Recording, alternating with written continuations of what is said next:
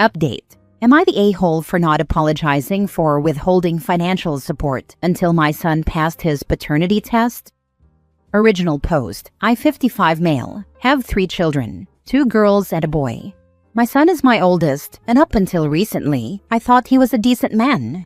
Unfortunately, my daughter-in-law, Tessa, 32 female, showed me that I was wrong when she revealed to me that the reason she was divorcing my son was because he cheated on her multiple times and gave her an STD. She made a social media post with pictures of text messages and showed video recordings of messages he left, proving her side. I was shocked, and when I confronted my son, he said that she was over-exaggerating and that the only reason he did it was because she wasn't putting out. Tessa gave birth to their second child 7 months ago, and their first child is 3 years old. I apologized to Tessa for my son's behavior and then yelled at him for being so selfish, intentionally hurtful and cruel. I did not hide or downplay my disappointment and was only silenced by my wife's defense of our son. I remember how hard it was when my wife had our second daughter and couldn't believe she didn't have a shred of sympathy for Tessa. Tessa is a sweet and smart person, and she didn't deserve what our son did.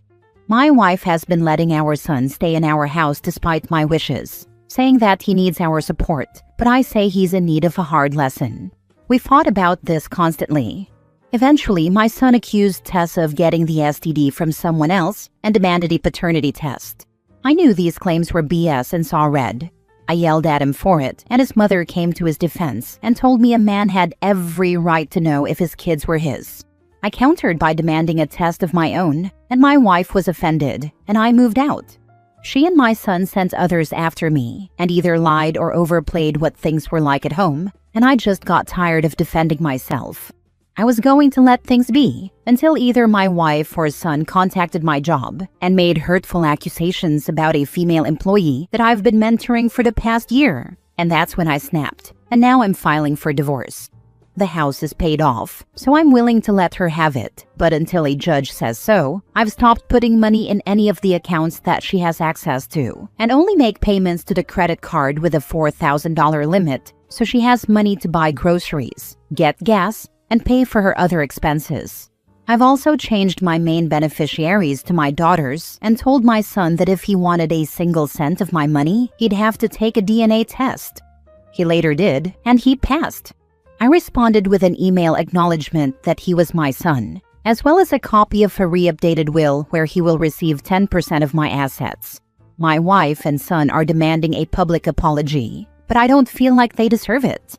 Am I wrong? Edit to add, just to be clear, since people seem to be skipping over it, my wife called my job and accused one of my mentees of getting special treatment in exchange for special favors from me and other men in the company. She made such a big public stink that HR is investigating, and my mentee is considering leaving due to the embarrassment and stress, not to mention the damage to my own professional reputation. I hate to ask, but could the reason your wife is defending your son's cheating be that she possibly has cheated on you too? It's crossed my mind. Not the a-hole, but get your half of the house. Get a really good divorce lawyer. Document, document, document. Either that, or get half the house's value and assets. Do not walk away from the investment in the house. She can either find a way to buy you out or sell and split the money. My sister made that mistake. It still haunts her. She was running from an abusive husband, so I get why she just wanted out. Now that he's proven he's your son, leave the money to his children.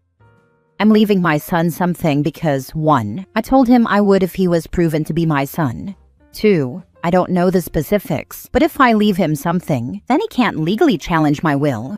3. I am going to leave my grandchild something. It's just taking a minute to see what my options are, because I want to put it in a trust that neither parent can touch. Not because I don't trust their mom, but because I want to remove the stress and drama of her having to be in charge of it. Why did you feel you have to show him a copy of your will? I didn't give him an exact copy of the will. I just sent him an email giving him a broad summary as a way to prove that I told him what my wishes were, in addition to the will, so he can't challenge it later. Now for the update a month later. Because I still see a few people writing, "Update me," I thought I'd give a little update to the chaos that is my life. In short, the young woman I was mentoring talked to HR, is leaving the company, and will be suing my wife for defamation. I am also being pushed to leave, despite HR clearing me of any wrongdoing. A lot of people in the office either give me dirty looks or keep their distance. I've also gotten a lawyer. She feels confident that because of the evidence of my wife's blatant attempt to sabotage my reputation at work, I can give her a lump settlement instead of alimony. My lawyer also agrees with many of you regarding not just giving my wife the house, but rather selling it and splitting the profits. I'm back in the house for now, per my lawyer's advice, and it's pretty miserable. I'm definitely drinking a lot more than I used to, just trying to hang on. I've also had some hard but honest conversations with my daughters, and I have come to accept that there are certain aspects of fatherhood that I've failed in. I did show up to school events and spend time with my children, but overall, I let my wife do the majority of the parenting and she favored our son. I just never really paid much attention, and my daughters didn't feel as if they could talk until now. However, they're still willing to have a relationship with me and are on my side with the divorce. I haven't spoken to my daughter-in-law much, but she did send me a thank you text for standing up for her. Thanks for reading. The good news is, it's not too late to try and heal the relationship with your daughters and be an involved grandparent. I'm betting this isn't the way you planned things to be, but I think you can make things better than they were. Talk to your daughters and daughter-in-law and ask them if there's anything you can do to become a better grandparent or parent. Time to fight like hell to demonstrate that you're contrite and willing to put in the hard work to repair or build strong relationships with these women in your life. A big event like this opens up the ability to have either a lot more positive impact or a lot more negative impact. If you want to make amends, you never know how much time you have or how much time they're going to be willing to give you. I hope the reality of things is a kick in the butt that hurts now, but eventually leads to a life worth not just living, but enjoying. Quit drinking and spend more time with your daughters. Instead of wallowing in drinks, start rebuilding your relationship with them. Let that occupy your time and energy. Glad to hear you got a good lawyer. Document what is happening at work and consult an employment lawyer too. I can't believe your wife called your place of work and sabotaged you. What a cow. Your colleagues shouldn't be privy to that. HR should have kept it quiet until an investigation was done. Don't get pushed out. You did nothing wrong, and the gossip will die down. Definitely get half the house in your divorce. Your wife doesn't deserve to keep it. Your son is a spoiled brat. I feel sorry for your daughter-in-law. The worst part is that her comments were directed more toward this woman who did nothing to her. OP worded it oddly, but if you read what he wrote, she said the woman got benefits because she was providing special, that is, sexual favors to OP and other men in the company. So it makes it look like this woman used sex to get ahead professionally, and not just with OP. It's like she chose an innocent bystander and shot her multiple times until she could be sure at least one bullet ricocheted and hit OP too. I mean, if she had just said they had an affair, it would still be awful, and I'd think the wife was disgusting for making this poor young woman collateral damage. But this wasn't even a case of the woman being collateral damage. That just sounds almost psychopathic. I guess it's why she really did feel no empathy for her daughter-in-law. She's not capable of it and doesn't care who she hurts. Second update 4 months later. Hello and Happy New Year to those who celebrate. I forgot about this account until now, and have decided to post updates for anyone who cares.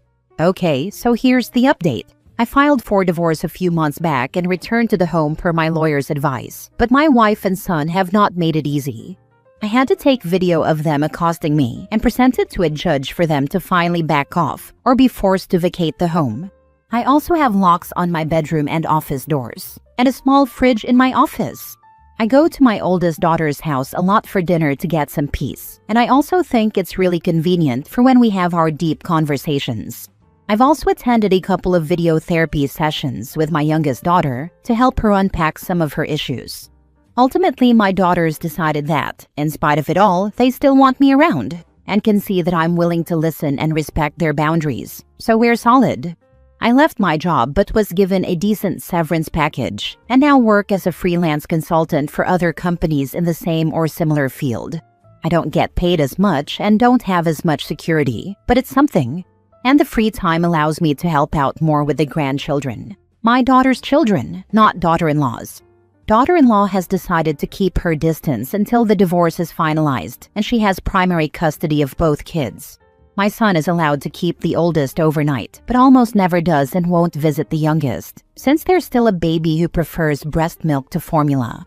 My former mentee is suing my wife, who had the audacity to ask me to pay her legal fees.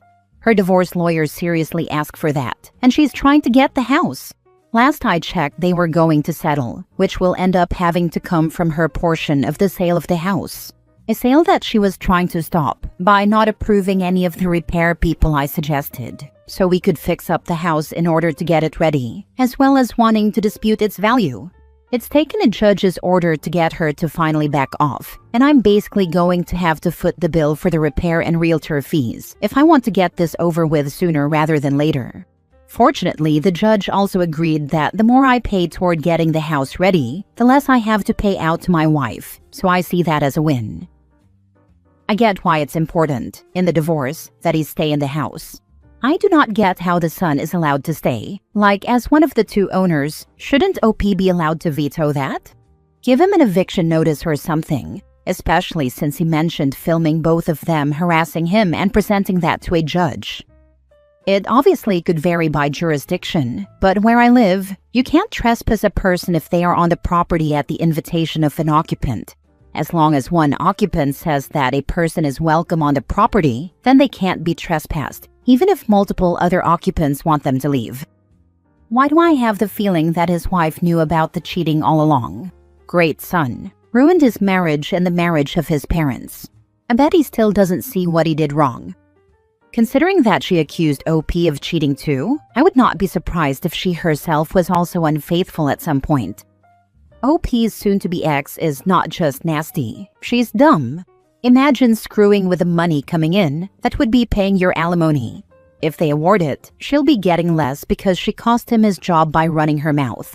And the audacity of asking him to pay her fees for getting sued because of this same issue. She tried to sabotage him, but he's supposed to fund her tantrum? Final musing. Here's another sign to men to be a present parent who doesn't just leave their partner to raise the children, expecting it'll be fine. Mostly because your family deserves better, but also for situations like this, where your partner is not doing the right thing and you're lucky that you're the less awful parent, so they tolerate you. Last story. Would I be the a-hole if I send my wife's affair partner's girlfriend evidence of their affair? I, 32 male, have been married to my wife, 31 female, for a little over a year. We've been together for 9 years in total and have a 10-month-old baby. Her behavior was off, and something was just nagging me to check her phone. Man, did it hit me like a train. Turns out she met a guy about a week ago in a bar in our neighborhood. The guy's from the neighborhood too. Just a week in and they're like sweethearts. She went to his place and they fooled around, but said they hadn't had sex. Not that it matters at this point.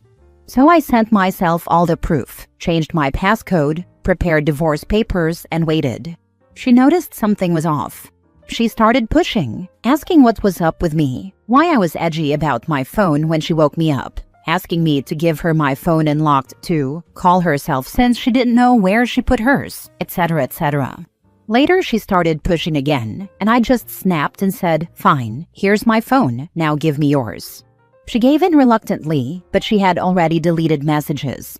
However, she didn't delete explicit photos from the recently shared album on her iPhone, so I started asking about the photos. She started getting nervous and making excuses, and I'd had enough.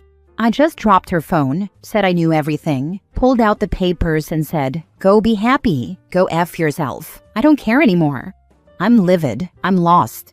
She threw everything away for someone she met like a week ago? WTF. I bought us a house. I'm renovating that house myself after work, and this is what I get in return?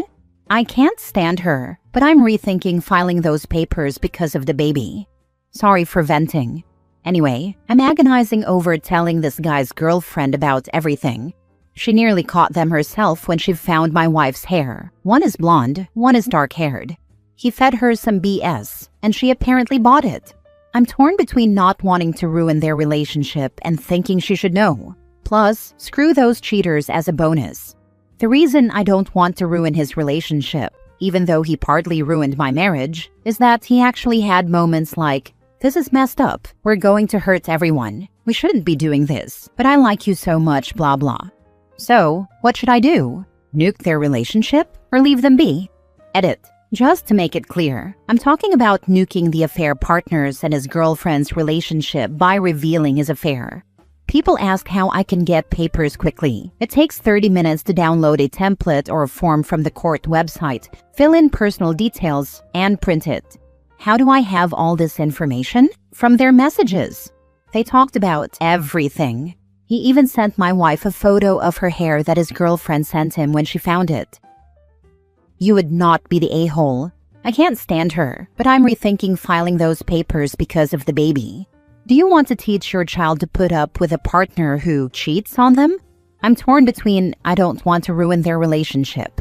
You wouldn't be. He ruined their relationship when he cheated on her. Yeah, this really nails it.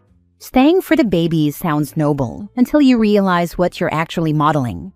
Kids pick up on way more than we think, even if they're little. And you're right, OP wouldn't be ruining anything. The affair partner already did that the moment he chose to cheat. Telling the truth isn't revenge. It's giving someone else the same information you wish you didn't have to find out the hard way. You would be the a-hole if you didn't tell the affair partner's girlfriend. She deserves to know.